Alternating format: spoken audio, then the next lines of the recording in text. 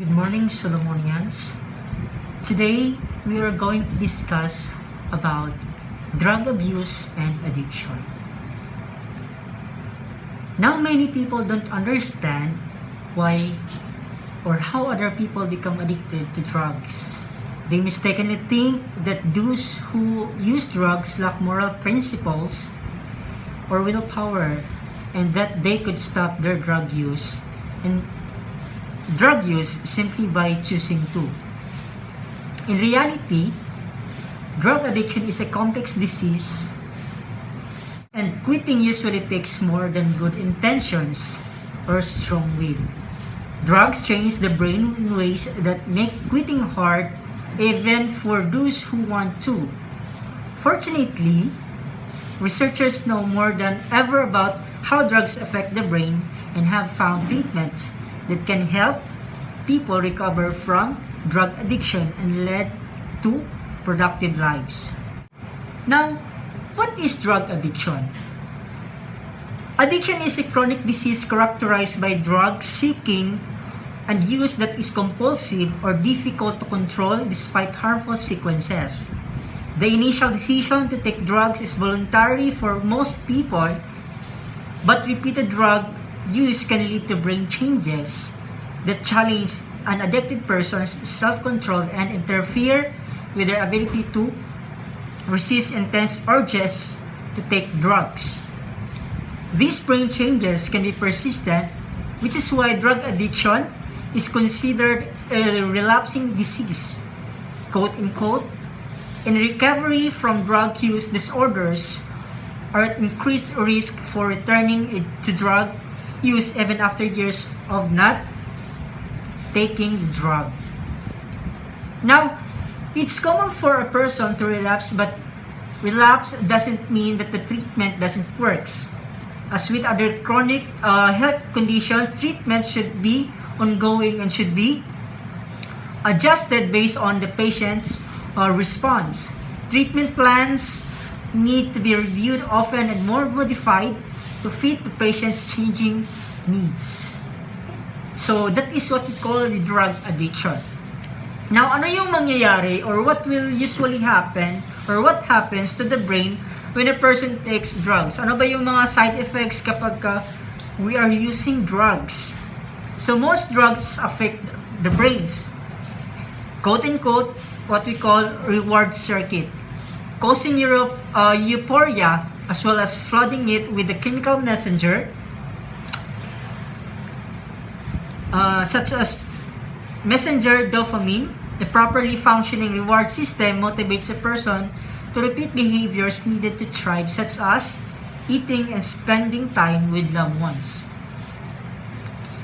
Surges of dopamine in the reward circuit cause the reinforcement of pleasurable but unhealthy behaviors like taking drugs, leading people to repeat the behavior again and again. So when you are being addicted to using drugs as a pleasurable activity, then yourself will always find a way to make it happen again and again, to experience it again and again. And that is leading to addiction already. As person continues to use drugs, the brain adapts by reducing the ability of cells in the reward circuit to respond to it. So the more you are using drugs, the more the brain cells na nasisira. In that case, somehow, as we are going to discuss further later, that because of the excessive use of drugs, your brain will really damage. And when the damage is being done, then you could not really think well or in a way that judging things regarding the morality out of it, then it is really difficult for you to make an adjustment or a judgment about these things. As a person continues to use drugs, the brain adapts by reducing the ability to cells. This reduces the high the person feels compared to the high they felt when first taking the drug, an effect known as tolerance. They might take more of the drug to try and achieve the same high. These brain adaptations often lead to the person becoming less and less able to derive pleasure from other things they once enjoyed, like food, sex, or social activities. Now, because of the quick relief, the quick pleasure that the use of drug cause, then those things that you've enjoyed before were now irrelevant to you. Like say for example, you use before using drugs, you are used to have social activities like gathering to other people, having a great socialization with your family, friends, loved ones. Then suddenly, when you were addicted already to drugs, things change. Okay, so the things that you were used to do before are now changed. You are now doing different or indifferent thing when you are in drugs already.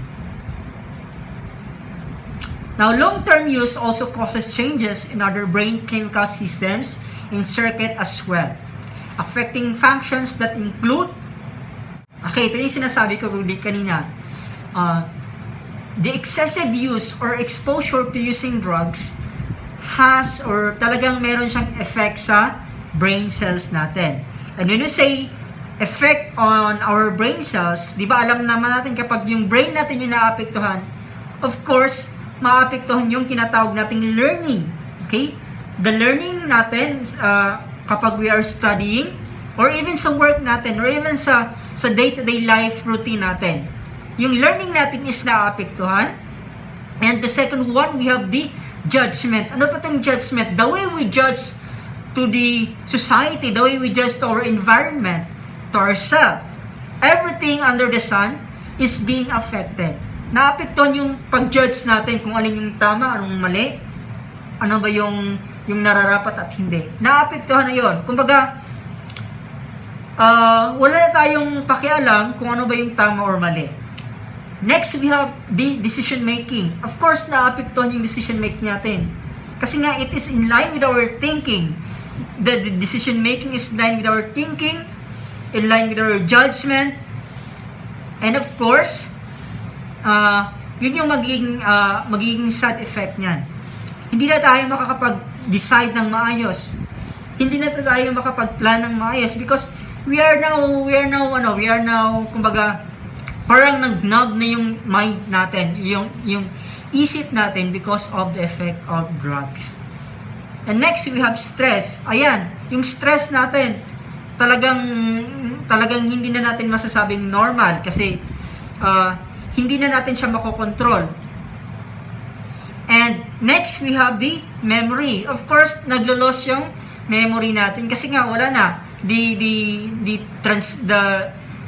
neurotransmitters natin sa cells natin ay hindi na nagpa-function ng maayos, and that is why naapektuhan yung memory natin. And we have the behavior. So this is the most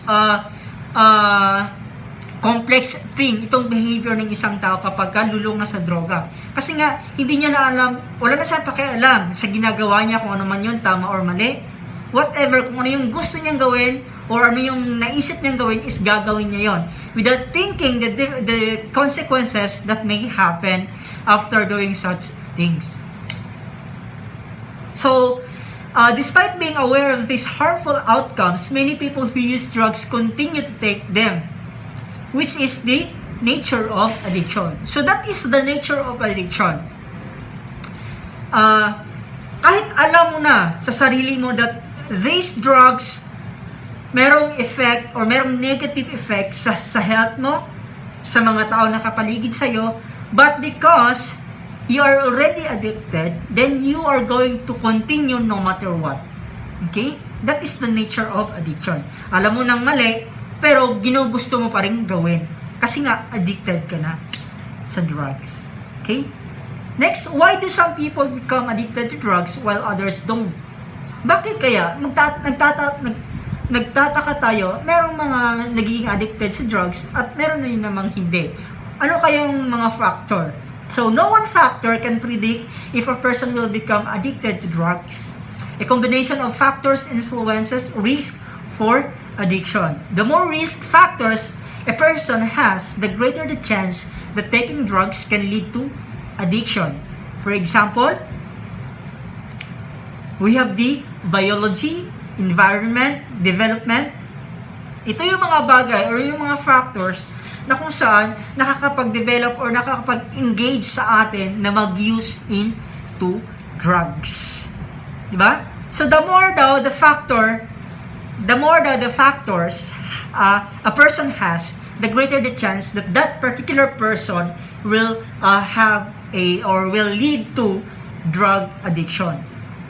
Kaya ano ba yung mga factor na nakakapag-inganyo sa isang tao para mag-take ng drugs? So the more the person has that factors, the more he can really get involved into drug addiction.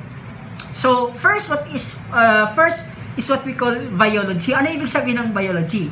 The genes that people are born with account for about half of a person's risks for addiction.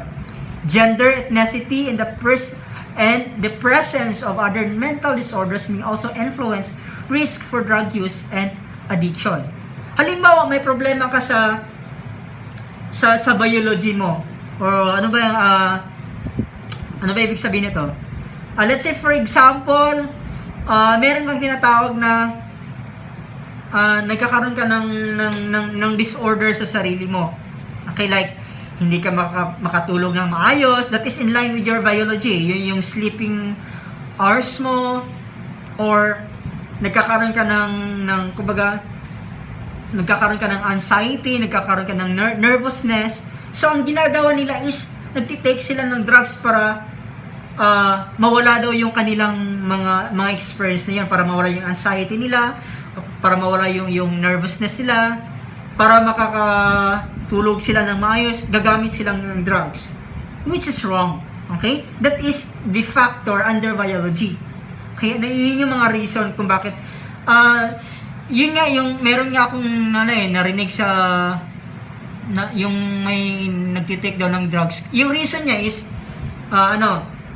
para daw magkaroon siya ng focus sa work, para na hindi daw siya makakatulog kasi night shift yung work niya, is kailangan niya mag-take ng drugs.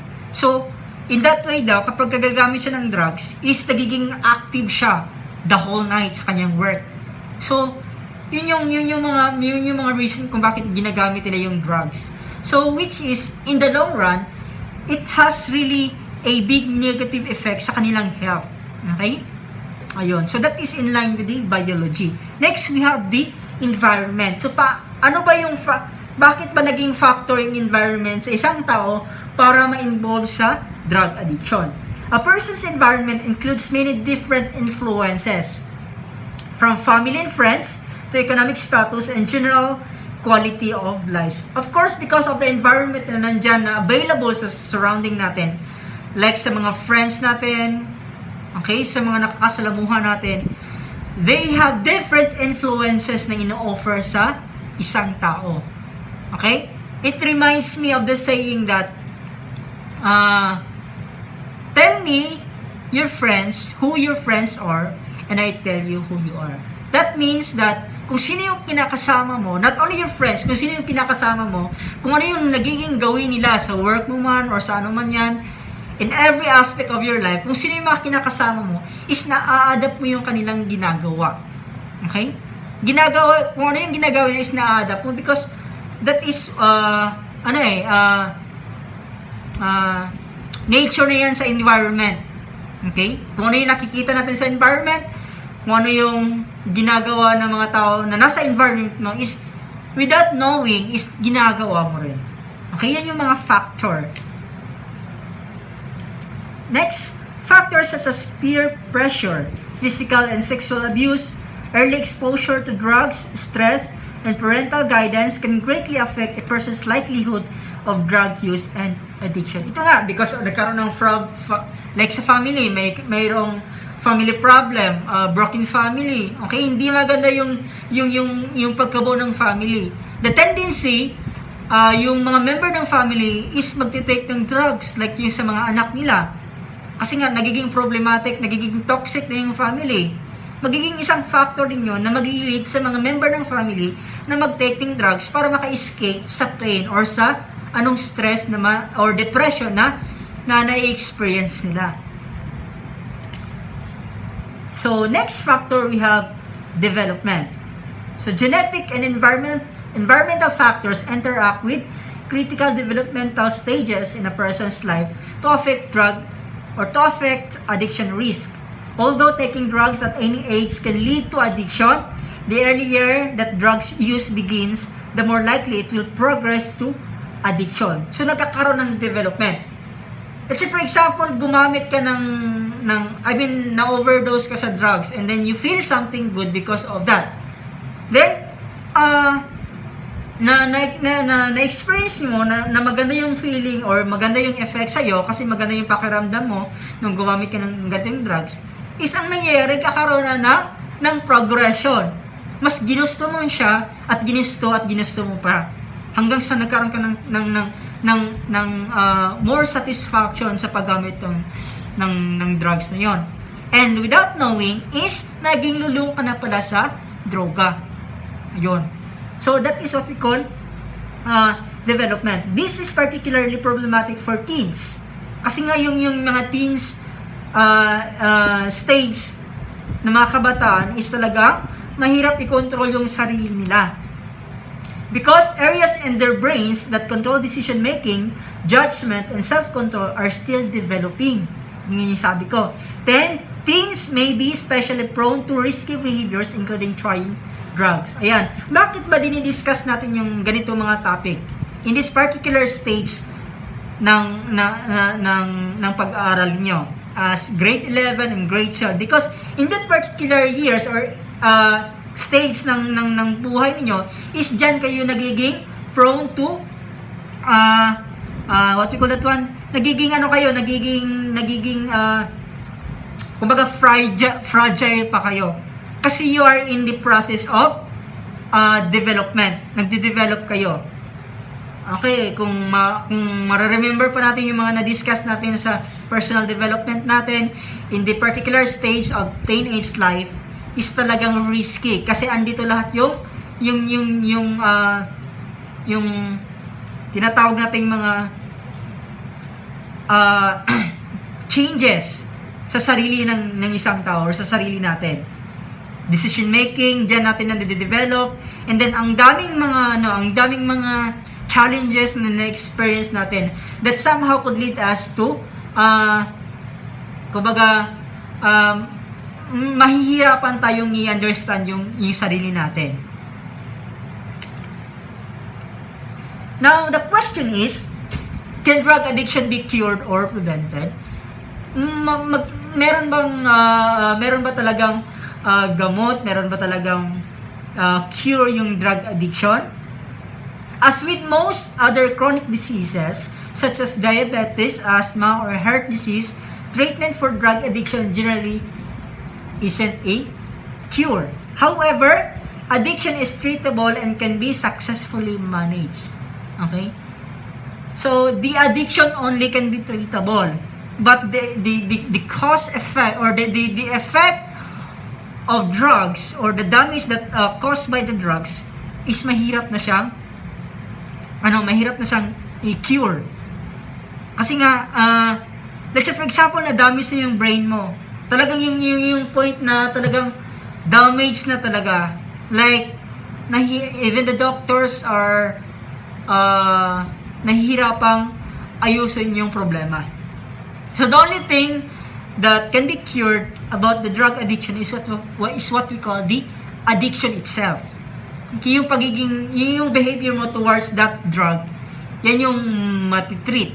Kaya nga, kung naririnig nyo sa mga balita before, na dapat yung mga, according to the government, na yung mga drug addicts kailangang magpa-rehab para yung behavior nila towards drug addiction is ma-heal or ma-treat. Okay? They undergone therapy, whatever therapies na ina-undergo nila is para lang karoon sila ng cure sa kanilang addiction. People who are recovering from drug addiction will be at risk for relapse for years and possibly for their whole lives. Research shows that combining addiction and treatment medicines with the behavioral therapy ensures the best chance of success for most patients. Treatment approaches tailored to each patient's drug use patterns and any co-occurring medical, mental, and social problems can lead to continued recovery. More good news is that drug use and addiction are preventable. Okay? It is really preventable. Results from NIDA-funded research have shown that the prevention programs involving families, schools, communities, and the media are effective for preventing or reducing drug use and addiction. Although personal events and cultural factors affect drug use trends, when young people view drug use as harmful, they tend to decrease their drug taking. So ito nga, ginagawa natin yung program na ito, na i-discuss yung drug abuse and addiction is for you guys na makaprevent sa mga harmful or possible harmful effects ng paggamit or pagiging addicted sa drugs. So it is the main reason why we are discussing this thing. For you to what? For you to not to use drug. And of course, kapag hindi kayo nag-try ng drugs, hindi kayo magiging addicted sa drugs. Therefore, education and outreach are key in helping people understand the possible risk of drug use. Teachers, parents, and healthcare providers have crucial roles in educating young people and preventing drug use and addiction. So yun guys. So alam naman natin, we know for a fact that in so many years,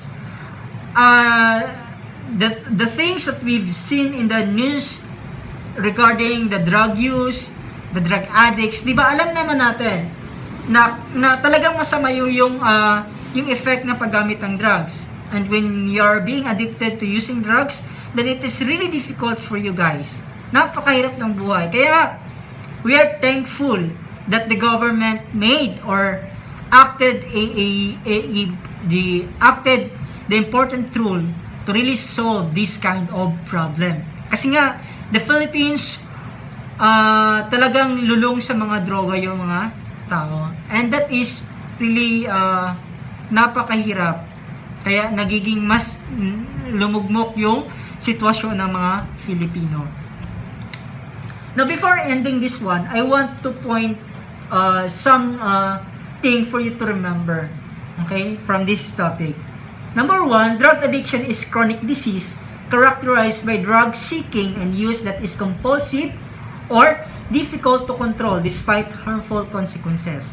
So, tandaan natin yan. Kaya nga, dapat mag-ingat tayo na hindi tayo ma-involve sa paggamit or sa pagtikim naman ng droga for us not to really become addicted to it. Okay? Sorry. Next one, brain changes that occur over time with drug use challenge an addicted person's self-control and interfere with their ability to resist intense urges to take drugs.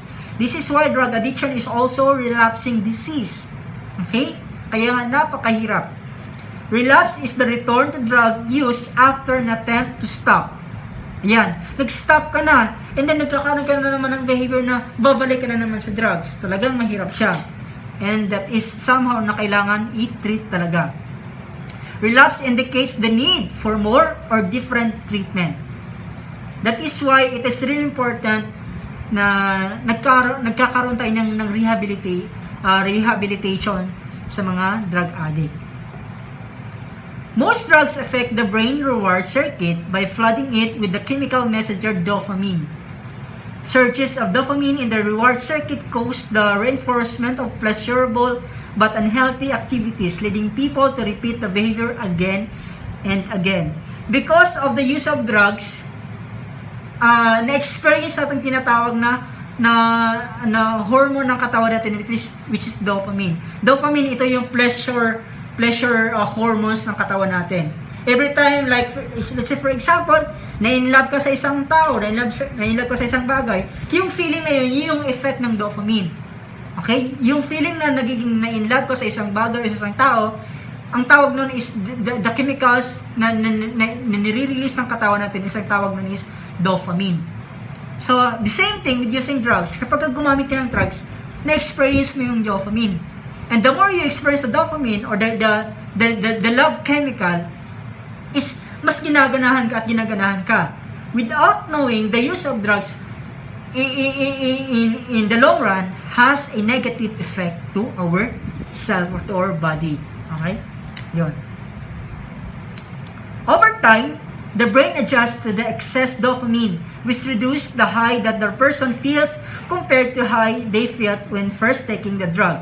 An effect known as tolerance. They might take more of the drug trying to achieve the same dopamine high. Yung sinasabi ko kanina. The more you experience the good effect of dopamine, the more you going to have it. Because ginaganahan ka dun eh. Ayun. Yung tinatawag natin sa too much of something is not good.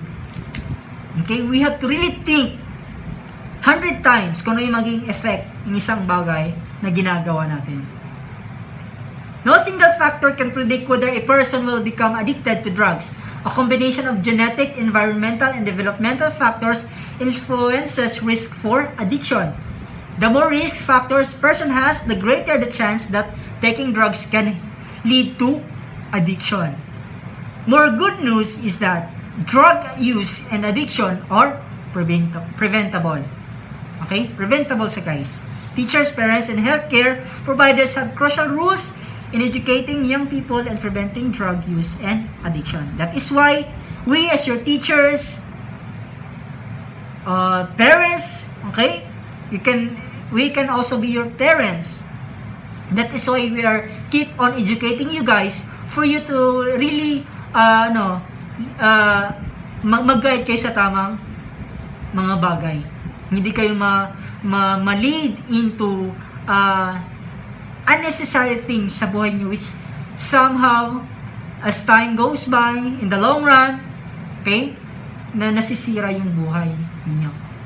So which is not good. And before I end this one, I have a quote for you guys. It says here, according to Ralph Waldo Emerson, the only person you are destined to become is the person you decide to be. I repeat, the only person you are destined to become is the person you decide to be. Although your past behavior shaped who you are today, it does not define who you will be in the future. This is determined by your actions and behavior, not your past addiction. What you did in the past does not decide who you will be in the future.